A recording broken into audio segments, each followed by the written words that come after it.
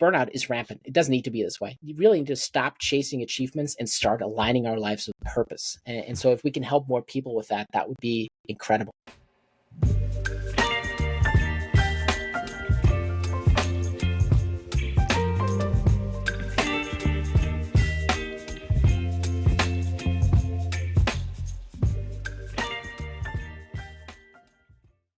Welcome to the Physician Pharmacist podcast, a show designed to shed some light on a very unusual pathway into medicine.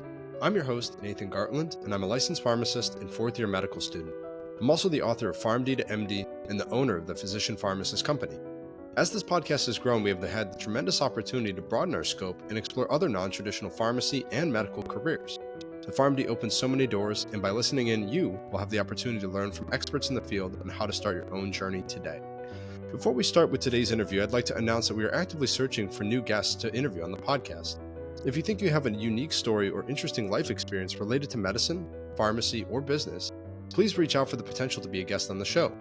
In today's episode, we are joined by Dr. Felix Boecker, a former trauma surgeon and U.S. Air Force veteran who has broadened his entrepreneurial reach through the creation of a successful coaching company called SuccessWerk.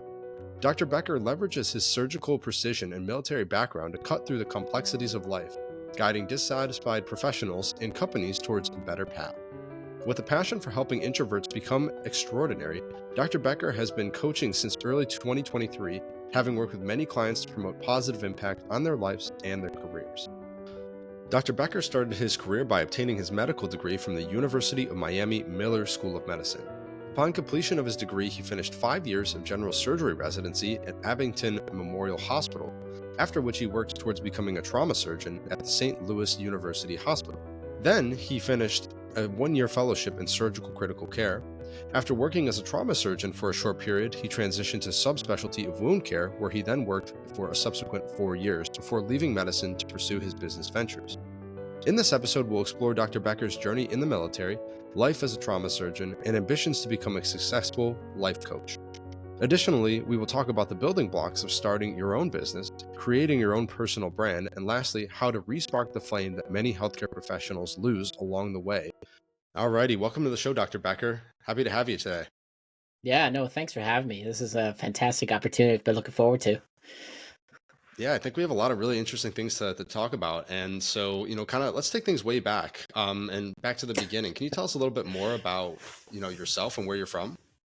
Yeah, sure. I mean, how far back do you want to go? So I was born and raised in Germany, and I was 15 when we came to the States. And I would say my story, my modern story, really, that's where it begins. I was, like I said, 15, which is a great age to leave your country, leave all the friends that you've made since childhood behind, and start new. And I was thrown in 10th grade into a college prep school here in the States. So I come from Germany, where I did have English as a second language. I knew enough to get around the grocery store and live and survive. But did I have enough to really, survive a college prep school? I didn't even know what college was or what that meant at the time. And I remember my summer reading assignment was 1984 by George Orwell. And we were supposed to write a six-page reflection essay on it. And I had no idea what that meant. So I just hacked away at the keyboard and I came up with 6 pages. It was just completely random, nothing thought out. Completely failed that assignment. It was so bad the teacher said she would never want me to see this paper again. And so my first book that we read was A House on Mango Street. I got a D- on that paper. And then we read Henderson the Rain King. And I spent a lot of time with my teacher to learn English, to learn how to really read English and understand it, and then write a better essay. And I ended up getting an A- on that paper. And that was the lowest grade I actually received in English from then on. So my English really transformed tremendously thanks to Tracy Harrison back in 10th grade here in high school. So the reason I bring this up is my whole life transformed because of this move. I was struggling at first because I left all my friends behind. I had no social circle here. I had no friends. The distances are so vast. You need a car to get around. I couldn't just hop on my bike and ride down the street to see my friends. So it was definitely a difficult time, especially as a 15-year-old, as a teenager. But it gave me an opportunity to completely redefine my life. And I say this, back in Germany, I was not a good student. My grades were slowly on the decline. I just didn't care for it. I would much rather play video games after school or play soccer with my friends. I had no interest in school, but I started to recognize that, even in Germany. And I wanted things to change. And so coming here to the States then provided me an opportunity to completely turn my academic life around. And so even though it was socially and culturally challenging, academically, it was exactly the reset that I needed. So that if we go back to the beginning, I think that's where my journey really starts.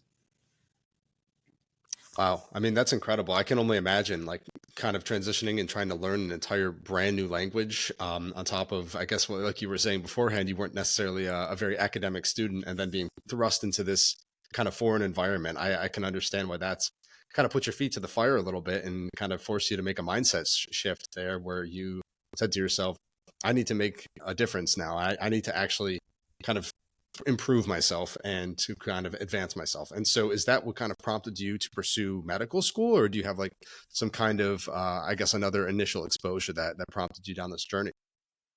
Medicine, yes. So I should say I never really wanted to go into medicine in the first place. I wanted to become an airline pilot and fly the big jets.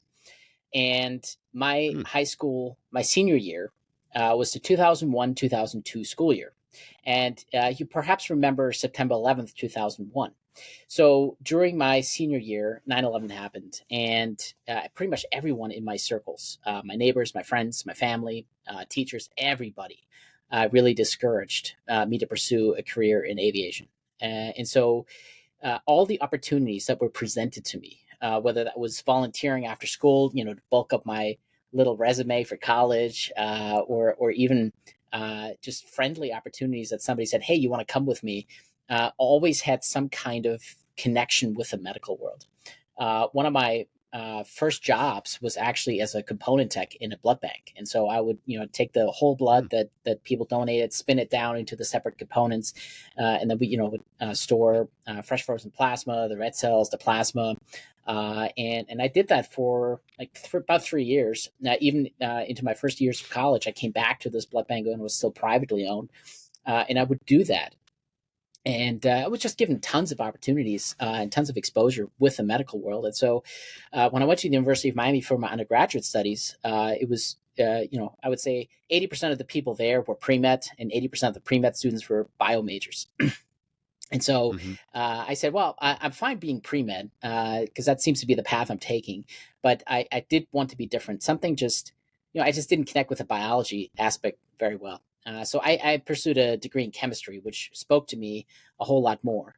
And I really, really even got into physical chemistry, which is, a lot of the interface between physics and chemistry. There's a ton of calculus involved. It's all just math equations. And that stuff just was just natural to me, right? I didn't even have to really think about that. I didn't have to study. It just made sense to me.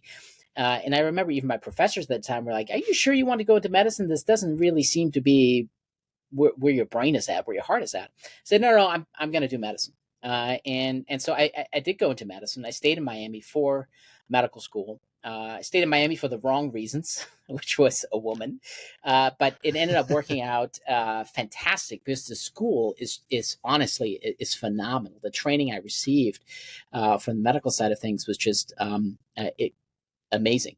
Just give you some ideas. I mean, we saw patients almost from day one.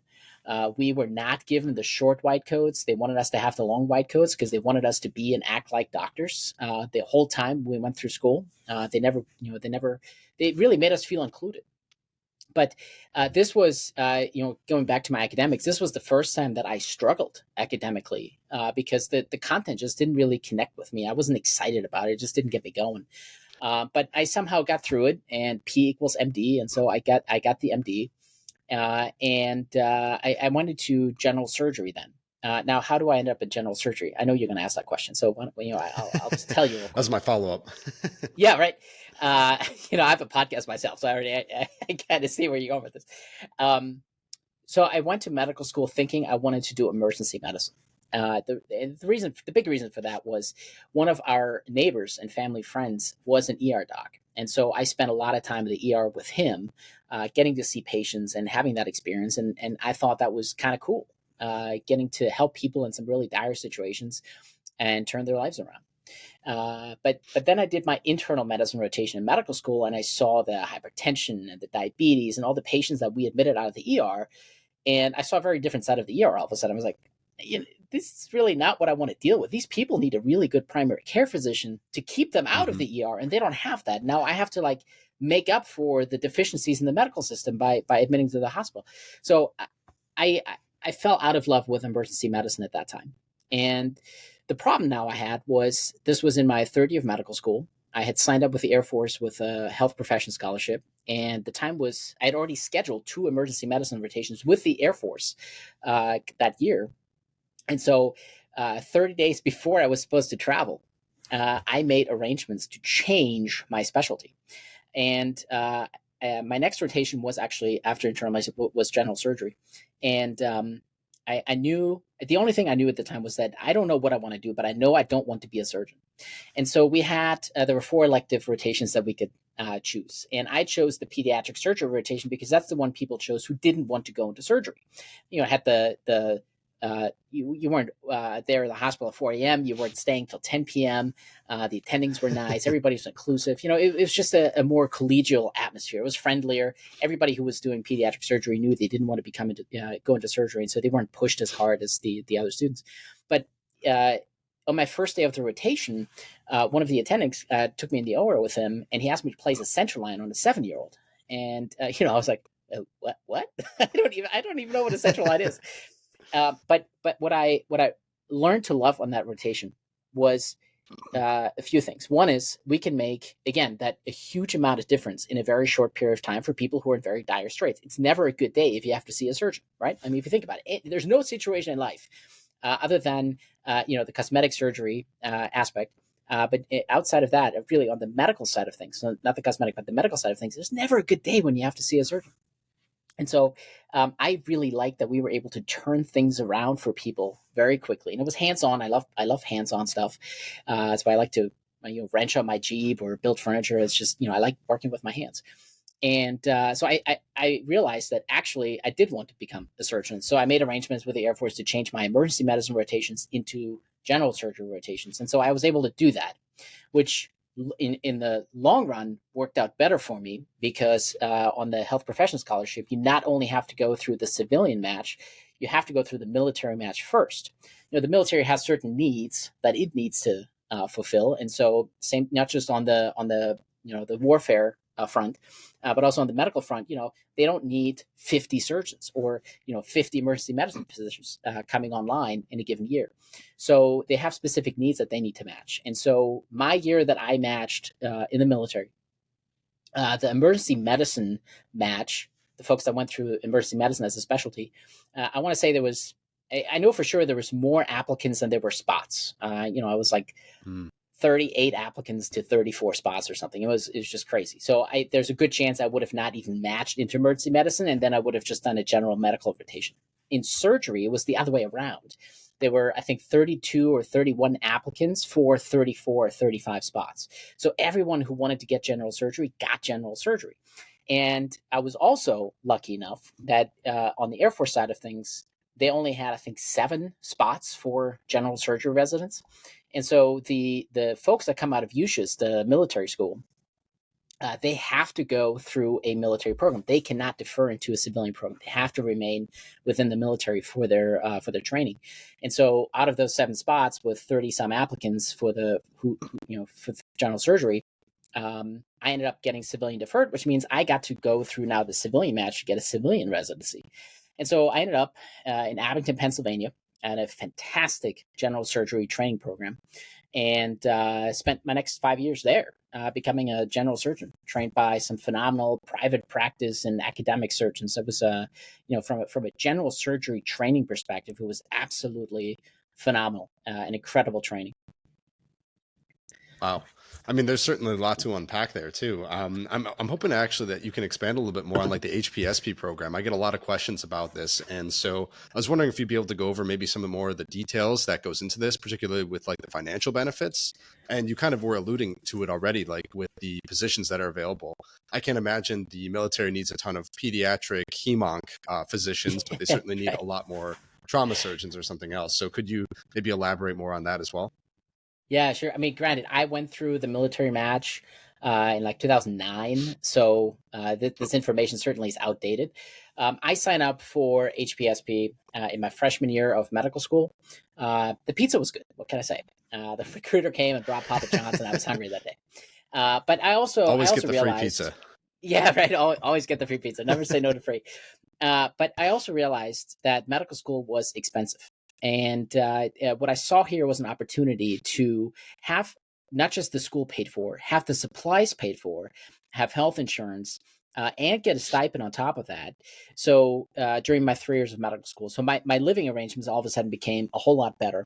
And then I owed 3 years on active duty at the end after my training. So 3 years of school, 3 years of training that they paid for. And then I owe 3 years on active duty. And I was like, well, in 3 years, it's a short amount of time that financially for what I was looking at long term, it wasn't really going to move the needle one way or another because I was still going to be at the beginning of my career anyways. Plus, there might be the Mhm. opportunity to travel and see places that I would otherwise not have an opportunity to see. So I really saw it as a win-win situation for me to join the program. Now, I think the program probably has changed since I joined. I know the year after I signed up, they started with a sign-on bonus. So I missed out on the $20,000 or Oh, $25,000 sign-on bonus by a of year. course.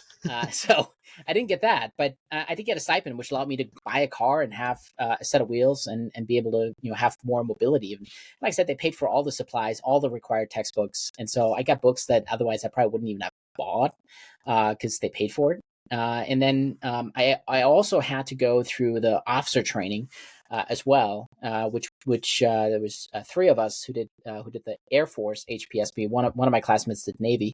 There's so four in my class that did HPSP, but the three of us that did Air Force, we all went together to the officer training between our third and fourth year, and that was a wild experience because we all came in commissioned. We already had ranks. We're already officers, but everybody was training Mhm. us. We're enlisted folks. So if you look at the rank hierarchy, we outrank them. But we had no idea how to put on our uniform, how to march. We knew nothing about the military. So they couldn't necessarily yell at us and say, like, drop me, give me 20. They couldn't really do that because technically we outranked them. But there was some understanding between us that we respected their expertise and that they were going to train us, and they respected us for the knowledge we had and the reason we got the rank that we did. So it was actually a fascinating experience. I absolutely loved those, 5.5, 6 weeks, whatever it was. Was in Alabama in July, which was not the best time to be in Alabama, but it was definitely an incredible experience that I'm glad I had, even though I would not go through it again if given the choice. Wow. And I'm curious to know too, is there a reason that you selected the US Air Force or like as opposed to maybe the Navy or alternatives like the Army? Well, like I said, I wanted to fly jets, so I figured the thing that would bring me the closest to airplanes was the Air Force. Simple as that. Perfect. Perfect. And so you obviously went to down the surgical route at this point in time and you did 5 years of general surgery. And what kind of followed after that? And how did you become like a trauma surgeon? Yeah, so that's an interesting story, and that's the only reason I was able to have this story now is because of the Air Force. So I went to it was a community centered general surgery training program, level 2 trauma center.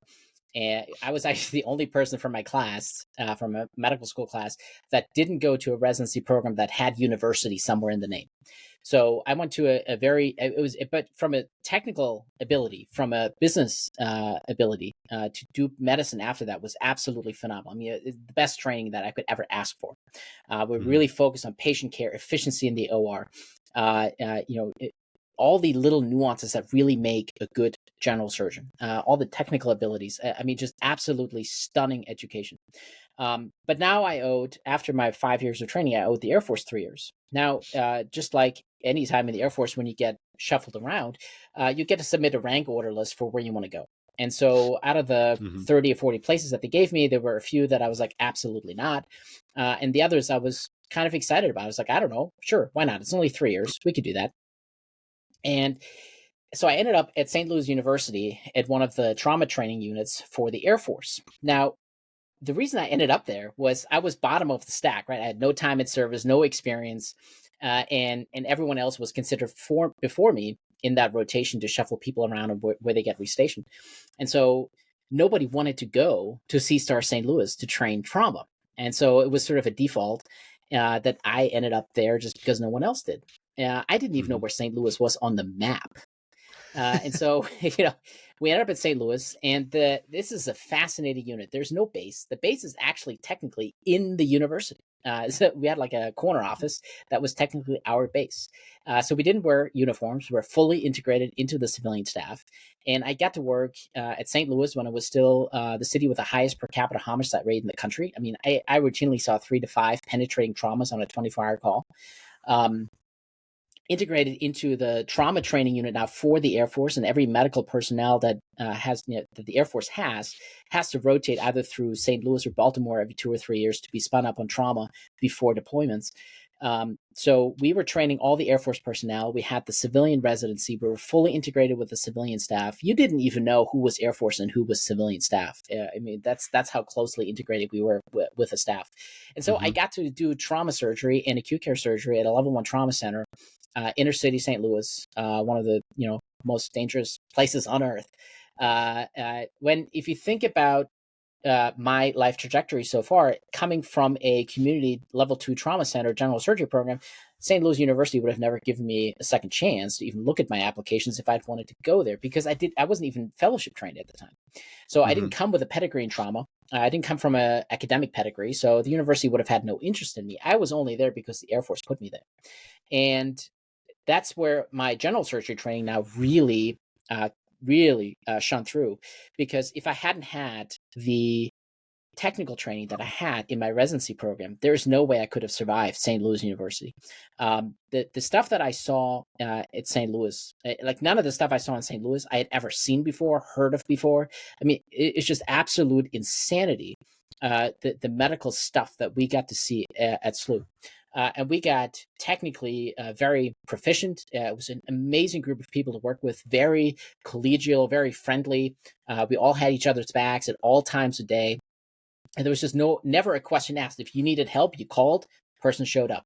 And it's not even just within the trauma world. It was also with the subspecialties. If you need ortho, neurosurgery, urology, it was just never a question asked. There was never any pushback. It was amazing, incredible group of people to work with.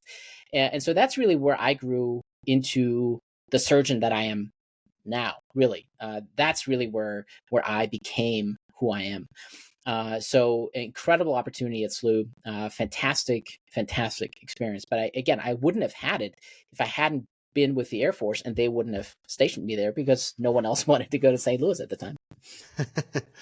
It's funny how life works like that. And I'm curious to know too, a little bit more. I think just kind of going back a little bit, talking about your general surgery training, because you kind of emphasize that it's been so influential in your career. And I think surgery gets a pretty tough reputation for being, long hours, like you were saying. How did you survive that work experience and kind of the work-life balance that went into that? Yeah, it's a good question. I think, looking back at it, I think I can kind of see what I did in the moment. It was just a matter of surviving the next step. You just made a list of all the things you had to do, and you started checking them off throughout the day. And you just did the next thing and the next thing and the next thing. You just kept going. You never thought about, all the things you had to do. You really just thought about the next little thing, the next little fire you could put out. It's something that I've since learned from the Navy SEALs, for example. The folks that make it through BUTS training, they don't look at the bigger picture. They don't look at, I still have, 9 months of this ahead of me. They just look at the next evolution, the next exercise, the next, when's the next meal coming? And it's just those little things that keep you going. Just the next little step to get you towards the bigger goal. Wow. I mean, that's great advice right there too. As someone who's just obviously on the crest of finishing medical school, it's kind of like that same philosophy. I'm thinking, oh my gosh, I still have residency right on the horizon. How am I going to tackle this next 4 years? And so I think that's something good to keep in mind. And for anyone who's considering like going to medical school, a lot of pharmacists like make this transition. They are already done 4 to 8 years of pharmacy training, and then they have to do another 4 years of medical school. I think that's it's very hard to digest, I think. And so kind of keeping it in that perspective is really important. And Right. also curious to know, like from your trauma experience, do you have like a particular like surgical case that you really enjoy doing, or like you're super excited about when that particular thing comes in? Obviously, you don't want to see traumas per se, but like from an academic standpoint. You know, I don't think that there is such a thing as one thing. I mean, every patient was just so uniquely different. I looking back at it, I can't even tell you that one particular patient was similar to another. I mean, the types of stuff that we saw was every patient was just truly unique and had their own unique challenges. Some of it because of the violence in the city, some of it because it's economically disadvantaged. So there's not a lot of support, not a lot of basic medical care even provided. So people are already sick before they get shot or run over by cars. So I don't know that there's really one thing that I really enjoyed more than anything else. Everything was just so unique and different, which is a lot of times why we met almost every day to discuss all these patients, because we were all sort of scratching our heads. What's the best way to approach this? Mm-hmm. Because these are not things you find in textbooks. This was all truly situations that if I told you about them, you'd be like, "This happens." Absolutely. I did a month of trauma surgery in medical school, and I was just amazed. It almost convinced me to do trauma surgery at one point. I was thinking about it, but I don't think I'm cut out for it. Yeah, yeah. But anyways, and so you finished up your payback period for HPSP, and then you had mentioned previously that off mic that you had transitioned to wound care. What was kind of the reason for making that transition?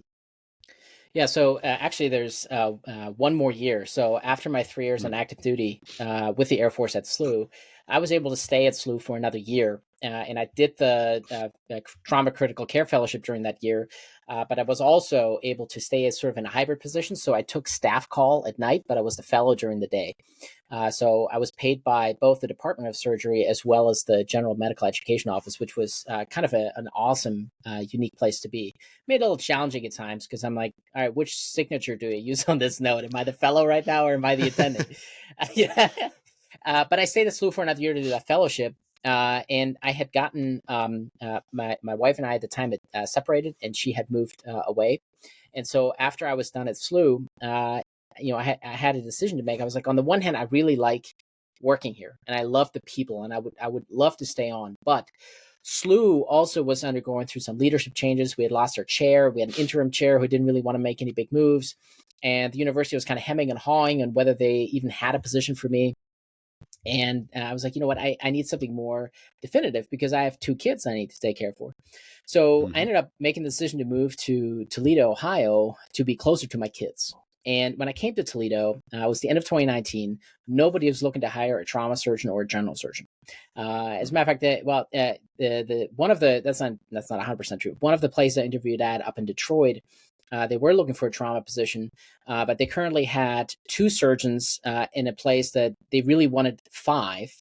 And I was like, well, if I'm going to be the third guy, you're going to work me to death, and your whole system seems to be struggling. So I'm going to respectfully Mm-hmm. decline this offer because I'm coming here for my kids. I'm really not coming here for the job. And there was another hospital about 45 minutes south of here that was looking for a general surgeon that I think to this day might still be looking for a general surgeon. They actually did not want to hire me because I had too much trauma experience. So I was like, well, that's your loss. It's not like I'm pretty skilled with a knife, but if you don't want that, help yourself. So yeah, when I actually last year when I looked on the job boards, that position was still open. 4 years later. So I came here and nobody was looking for trauma. Nobody was looking for general surgery. So I got into wound care, and that ultimately was a fantastic move because now I had no call, no nights, no weekends. But the company I was working for at the time when I first came here, Vora, which is a phenomenal company. Don't get me wrong. I mean, Vora is a great company. I would have loved to stay with them. They just Mm-hmm. didn't weren't able to give me the amount of work I needed in order to sustain myself. I was working a day and a half a week. That was it. That's all the work I could find here in the area, and I was still driving, hundreds of miles to get to all the nursing homes to provide wound care. So, Vor is a fantastic company in other parts of the country. It just didn't work out here in Toledo, and they're still struggling with it. It's just that this area is different, and the longer I live here, and the more people I meet, the more people I know that have had outside experience say the same thing. It's just different, just to say the least. So I ended up in wound care.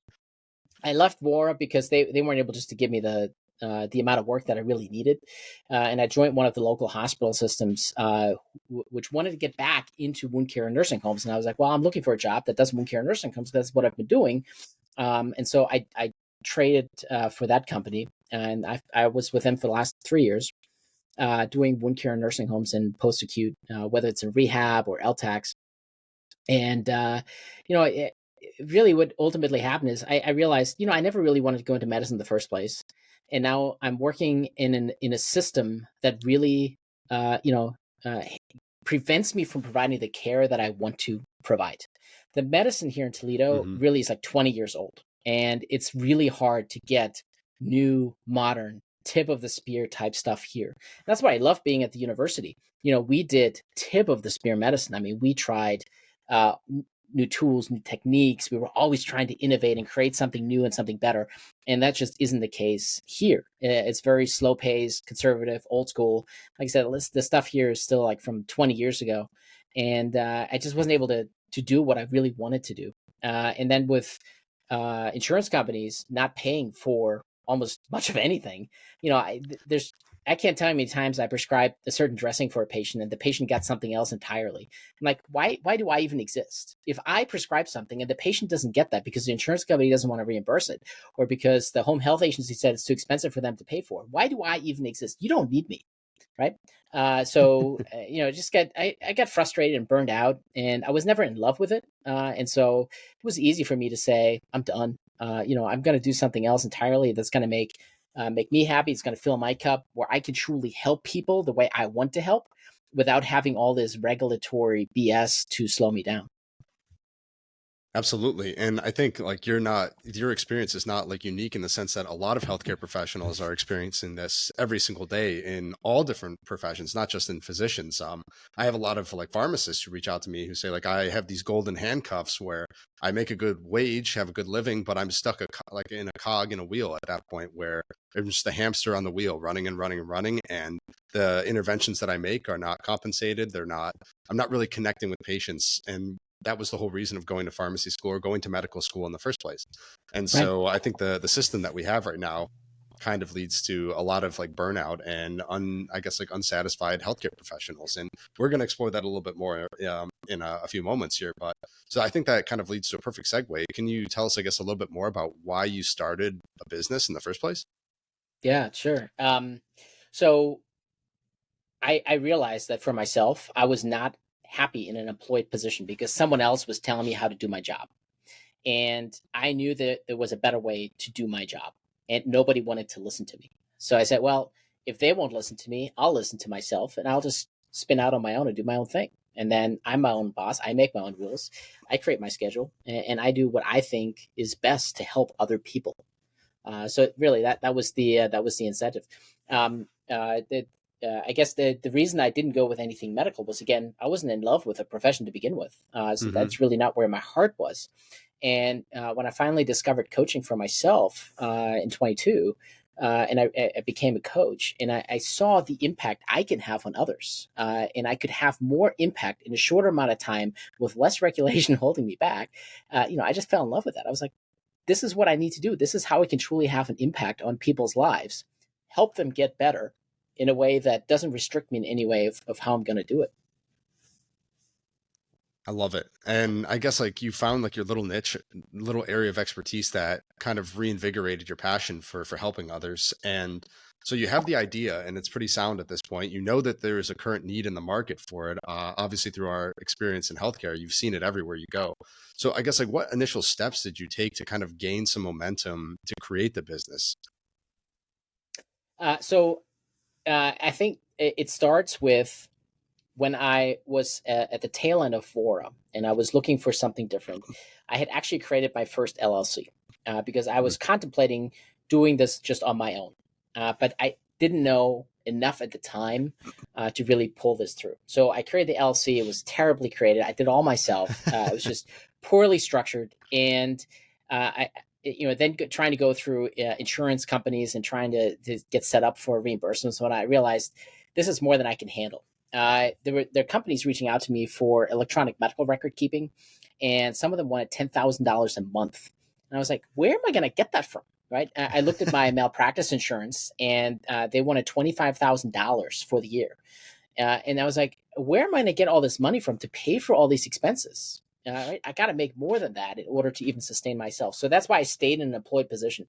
But I kind of smelled the blood at the time for something better. I just hadn't figured out for myself how to make that happen. And so that was my first LLC. I ultimately folded that because, again, it was poorly structured to begin with, and I didn't use it for anything.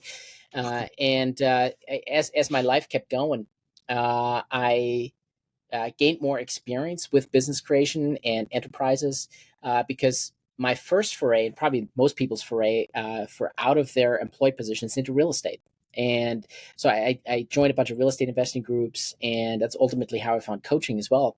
But that's really where I started gaining some expertise with, business structure, how to pay taxes, some of the rules and regulations, even just on the business side that go into it. And I started to, even meet people who could help me out with building a better business down the road. And so when it came now time for me to open my own coaching practice, now I had knowledge about how to structure a business and how to set that up the right way that I didn't have beforehand. And so it ended up being much more successful venture for me, just because I now had knowledge I didn't have before, because my first LLC, again, it completely failed because it just from the get-go, I didn't know what I was doing. Yeah. Absolutely. I mean, you don't know what you don't know. And I think, there's a lot of really important points there. The fact that you went out and made the LLC in the first place, not really knowing what you were doing, I think that speaks magnitudes. And I think, for listeners who are interested in kind of starting their own business or getting more involved in those particular areas, you have to just go out there and try it. And you're never going to learn by watching YouTube videos all day and not kind of like pulling the trigger on it. And so I think that's obviously a very important step that you took. You took the initiative to move forward. And then you looked back and you saw all the imperfections that were in that, that formation of the LLC. I'm kind of in a similar position too, where I made an LLC and then I found out, wow, there was, a couple other states that I should have formed this LLC in that, kind of helps me with, the taxes and all the other things. So now I'm looking at LLC and C Corp formations down in Delaware and all that kind of stuff. So things that you can only find out, in hindsight, when you look back and see all the things that you should have done. And so a second point too that I want to emphasize is that you went out into the community and you kind of almost blended two different areas of expertise, where you went to the real estate community or whatever kind of like platforms you were working with and found individuals with different expertise, and you were using both your healthcare empathetic approach to management with I guess like outside information from those other communities. And I think that's so important. It takes, Rome wasn't built in a day, and you need a lot of people and a lot of like kind of different intersections and paths of individuals to kind of make your business stronger and to grow as an individual yourself. So I think that's really cool that you were able to do all that. And so additionally, so you ended up kind of building out this new platform where you've restructured your company to some degree. You've met other individuals. What was the next step with kind of getting out into the coaching sphere? So let me back up just for a second, because I started my training to become a life coach before I started my company. And that was one of the fallacies I made with my first company. And I'll get to that in a second. So I was always raised under the assumption that coaches were snake oil salesmen, they're swindlers, and who needs a coach anyways? But through my foray into real estate, I found the Bigger Pockets community. They had a podcast. Brandon Turner was the host. And I love that. Yeah, I have all their books. Yeah. So Brandon Turner, for anybody who doesn't know, is a multimillionaire. He has his own separate podcast now. A very successful individual, and he had mentioned his coach and the difference that his coach had made in his life. And I was like, why would such a successful person need a coach and spend money on a coach? He doesn't need that. He already knows everything he needs to know. And so Mm-hmm. that's when I started looking into coaching myself, and that's how I learned about Jason Dries, who's Brandon's coach, and that's when I started looking into coaching, and I was like, huh, that's interesting. That's entirely different from what everything that I was ever taught about coaches. And the other piece to that was I have depression. I've had suicidal thoughts in the past. I've been through therapy. I've been on 7 different antidepressants on my life, and I've never really found good answers for myself in that world. Going to therapy, I was like, can we please stop talking about my mother and talk about me and what I need to do today to get to a better tomorrow? My past was my past. It's done. I can't change that. I understand that. I'm okay with that. I need to know what I can do better today to create a better future for myself. And the therapists were never able to help me with that. Coaches, however, are, right? Coaches are future oriented. We're looking at where we are today and what we could do to create that better tomorrow for ourselves. And so when I discovered coaching, it was everything that I had always been looking for. And so it changed my life completely when I had my first coaching experience. I mean, it's been an absolutely transformational. And so what I realized then is I should become a coach because I felt like I needed to share that with others. And so I joined Lumia to become a life coach. And once I joined Lumia and was a coach, I started advertising that I was a coach. And here's one thing I did wrong with my previous company that I'm doing differently now. I didn't form my LLC until I had enough income to justify the expense.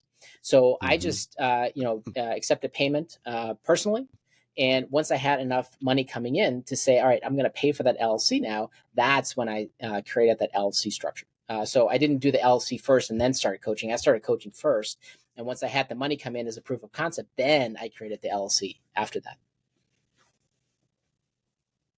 Interesting. And so what's your kind of, I guess, how did you find clients to jump on? So like, that's kind of like the chicken or the egg situation there, where it makes sense to wait and defer the LLC until you've had hit a threshold of income so that it'll be like better for tax purposes. But yet I think a lot of clients might want to see like a formal LLC. So like, how did you kind of like justify and how did you find those initial clients? I just went out on Facebook and I said, look, I'm a coach in training and I need hours. Rates are discounted. Hit me up if you're interested. And I had enough people reach out to make a few $100 to justify the expense of the LLC, to justify me getting a Zoom license. And I had money coming in now. And so now I was able to justify the expense of the LLC. The couple $100 I made beforehand, I mean, they're not going to make a huge difference in my taxes because I Mm-hmm. was still getting my surgeon salary at the same time. So I wasn't really too worried about that. And then, I formed the LLC, and that's when I started just structuring it out from then on afterwards. Awesome. And so when it comes to like coaching, what kind of like clientele and individuals are you looking for, in particular? So like as an individual listening to this, like how do I know that I would benefit from having a coach at this point in time? Like what kind of like Yeah. clientele are you looking for? First and foremost, you have to have a good relationship with your coach. If you can't just hire any coach, it has to be someone who speaks to you, who you resonate with. So if anybody listening to this episode thinks that I could be a good coach to them, that's first step. Because if you listen to me and you think, man, this guy's full of it, or he just whatever. If you don't resonate with my message, if you don't resonate with my personality, then you're not going to make a good client of mine. That said, what I'm focusing on right now, mostly, although I'm open to other people who think that I could be a good coach to them, are introverts who want to become extraordinary. I've really come to find over the last year with my own coaching journey that I've been coaching a lot of introverts. I'm an introvert. What I've really come to realize is that introverts actually make fantastic leaders. And so all we need to do is unleash that genius within them. To turn them into fantastic leaders, to help them with their networking experience, to really unleash their genius, to help them make the world a better place for all of us. Now, I say all this after a year of experience with coaching. I started coaching actually because of my own burnout and all the burnout that we see in the medical world. And I still have burnout programs in my repertoire. So if there are medical folks out there who are burned out, and they're maybe not even medical folks, anybody who's burned out with their career, with their life, and they're looking for a different path forward, they're looking for meaning, they're looking for purpose, they're looking for something new, something different than what they're experiencing right now. If you need to get out of the burn pit that is your life right now, I could definitely help with that. I've got a whole program that's called Phoenix that I put together for that. But that's really where I got started with my coaching. I have coached real estate investors on mindset and business. I've had some early on. I had clients who wanted coaching on financial aspects of their lives. So I've really done a hodgepodge. But I think no matter what, I have to be able to resonate with you. If you're listening to this and you don't think that I'm the right person for you, then I'm not the right person for you. It doesn't matter who I can coach and who I can help, because that's ultimately the most important part. Fantastic. And kind of following up with that too, how do you apply your like surgical precision and like military background? Like, how do you think that has influenced your coaching style and like methodology that you use? Yeah, absolutely. So it's funny you asked that. There's three things that I always was taught as a general surgeon that surgeons do, and that is take out the bad stuff, hook up the good stuff, and stop bleeding. And that's exactly what I do in my coaching practice. We take out all the bad stuff, cut out all the bullshit in your life, right? All the stuff that just feeds you with negativity, that doesn't provide you with any value. We got to cut all that out. We're going to hook up all the good stuff, right? Your positive mindset, your dreams, your goals, everything you want to achieve, and how you're going to do that. And then we're going to stop the bleed. All the people in your life that drain you of energy, the social media influencers, the news media outlets, narcissists, who cares, right? Anything that drains you of energy, we got to stop that bleed to turn your life around and make it better. That's how I use my surgical skills in my coaching practice. In terms of the military skills, I will tell you a lot of my leadership training is really coming out of that, because the military is very hierarchical in its rank structure, right? If you're a major, you're above a captain, you're above a lieutenant. And the same thing even in medicine, right? A first-year student is below a second-year student, is below a third-year student. But it doesn't mean that every third-year student is the same. It doesn't mean that every second-year student is stupider than every third-year student, right? Everybody has their own journey, and that's even how I've always approached when I train my residents or medical students. Is I don't care what year you are. What I care about is where you're at right now and where you're trying to go. What do you need to learn today to make you a better surgeon tomorrow? It's not about the rank that you have. It's not about the title that you have. It's about who you are as a person and where you want to go. And so I guess that's how I would say I would incorporate my military experience in showing people on their leadership side of things that it's not about the title. It's not about the rank. It's about who you are as a person. How you lead someone is not dependent on what rank you wear on the collar. So that's a great message for sure. And you're kind of connecting people with their current position and the goals and their future of where they want to be. So I think that's wonderful. And I guess kind of adding on to that too, do you have like any particular success stories that you feel like through your coaching experience thus far that you've like kind of that stood out to you, or, and not disclosing, specifics, but is there like anything that was particularly memorable where you kind of really helped someone through a difficult time? I think one of the first people that I helped as a coach really stands out, and Sarah won't mind that I mention her name. She came to me wanting to become a successful real estate investor, and when I asked her, "How do you define that?" She said, "Well, 100 doors." I'm like, "Okay, how many doors do you have right?" Doors mean like little doors, like how many apartments, how many houses do you have right now? Well, I have 15 doors. I'm like, "Okay, so how many real estate investors do you know who only have one door or maybe no door at all?" And she was like, "Well, probably like 85% of real estate investors only have 0 or 1 doors." I was like, "Okay, so you're already in the top 15% of real estate investors by your own admission." And it took us a couple of weeks of working through that, and for her to recognize that she already was a successful real estate investor. And so that was one of my first big successes as a coach. When I was totally green. I had like 10 coaching hours under my belt or something, but I was able to get her to see a very different perspective of herself, that she actually was successful already. And I'm still following her on Instagram, and she's just accelerated her growth since then. It's been just absolutely amazing to have been able to provide that mindset shift for her, even when I was, like I said, just a fledgling coach at the time.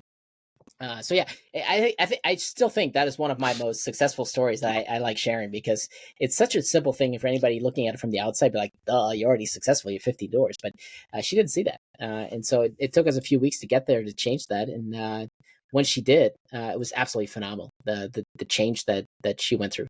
That was awesome. That was really cool. Exactly. And I'm unfortunately part of that 85% who has 0 doors. But I'm hoping to grow that in the future. Well, But we can actually so talk about that offline because I got into a couple of real estate ventures over the last year, and I have a few doors now myself with some partnerships. But I got some connections that I can help you out with if you're interested. fantastic, fantastic. So kind of putting everything together at this point before we get to our final questions for the day.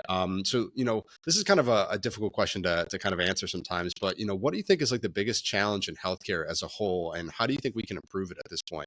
Kind of putting together all of like you've seen a lot of people, you've coached a lot of people. What do you think is like the most prominent like problem in healthcare?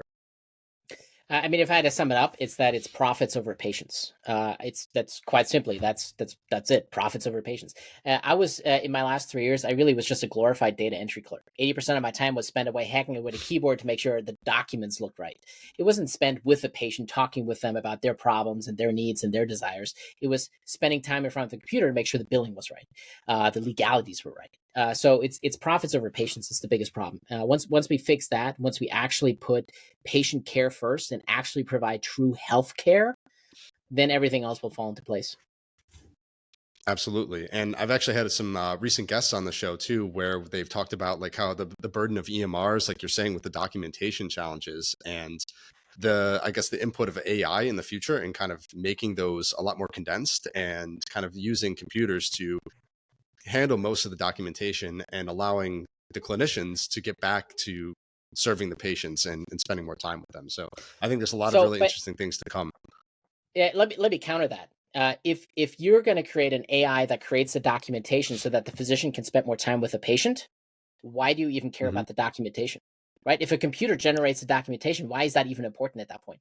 So, I think the AI is wonderful, but people are missing the point. The documentation is not important. The patient care is, right? And so the AI, yeah, sure, it's great, but all you're doing is creating more documentation. I mean, think about this.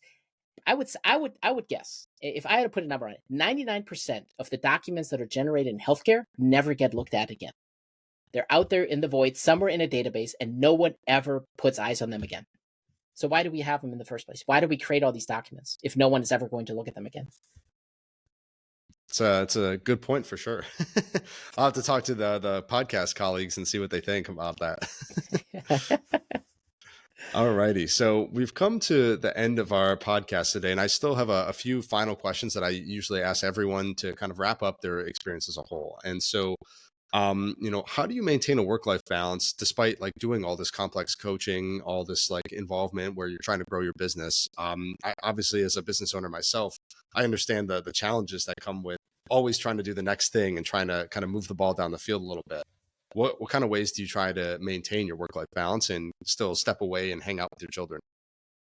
That's an easy answer. I put myself first. I put my own needs first. So, I'm divorced. I have my kids on weekends, and so I don't really schedule anything on weekends unless I absolutely have to. I mean, there's some occasional times when I record a podcast or something with someone, and just the weekends are the only time that we can find common time to make it happen. But for the most part, I clear that time in my schedule out entirely, and so I live and die by my calendar. And actually, I created this simple task planner for myself for that reason.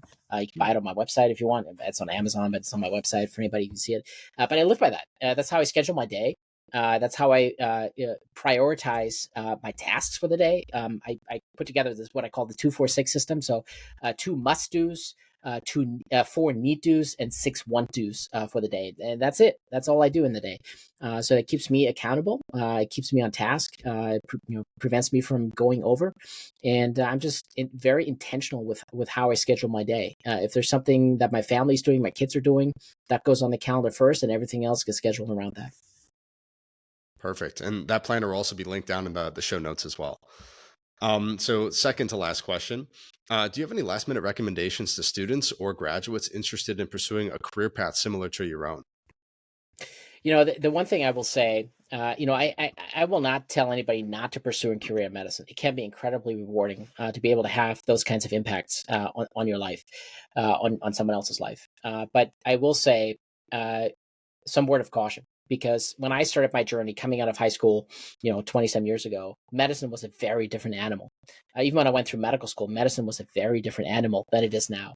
And so looking ahead at your career for the next 20 years, 30 years, however long you have, medicine will continue to change. And what you like perhaps now is not going to be what medicine is going to be like in 10, 15, 20 years. And so I would just say, as a word of caution, don't throw all your eggs in one basket. Make sure you diversify and do something outside of medicine as well. Whether that's real estate investing or running a business on the side, do something else so that if and when you burn out on medicine, you have some other option available to you.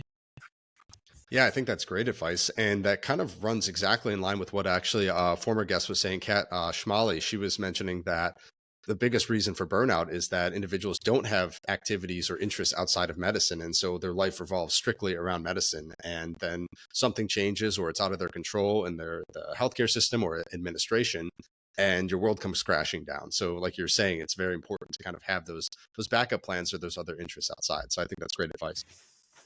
Alrighty. And so what are your personal, professional, or business-oriented goals that you'd like to accomplish in the next 5 to 10 years?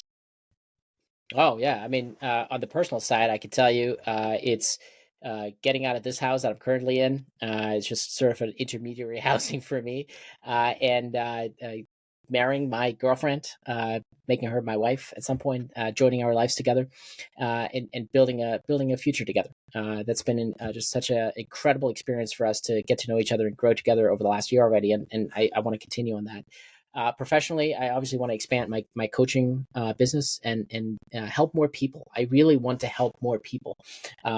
There's so much negativity in the world that I came from, as a matter of fact, and I don't think anybody should live their lives that way. And I think we could turn that around. The burnout, the amount of burnout that we're seeing, not just in medicine, but in the world as a whole. I mean, if you look at the 2020 Gallup poll, 76% of people reported symptoms of burnout, and that was 2020. Based on 2019 data, so before COVID, and things got worse. So burnout is rampant, and it doesn't need to be this way. We really need to stop chasing achievements and start aligning our lives with purpose. And so if we can help more people with that, that would be incredible. It'll make the world a better place. Obviously, building my business, building the podcast myself, and having more opportunities to spread the message, get to know more people, and network more. Fantastic. All righty. So we've come to the end of our interview today, and I'd like to thank all of our listeners for the support. If you have any additional questions about the medical school journey, check out my website at www.physicianpharmacist.com. Before we let you go, Dr. Boecker, how can our listeners get in touch with you or learn more about you? The easiest way is through my link tree, brokesurgeon.com, or felixboecker.com will take you there as well. But brokesurgeon.com will link you to my podcast, my website, all my social media profiles, and reach out to me. All righty. Well, thank you so much for being on the podcast today. I know you're extremely busy, and I really do appreciate your time. Absolutely. Thanks for having me. This was great. I love this conversation. You're doing some good work there, Nathan. Love it. All righty. Have a good one.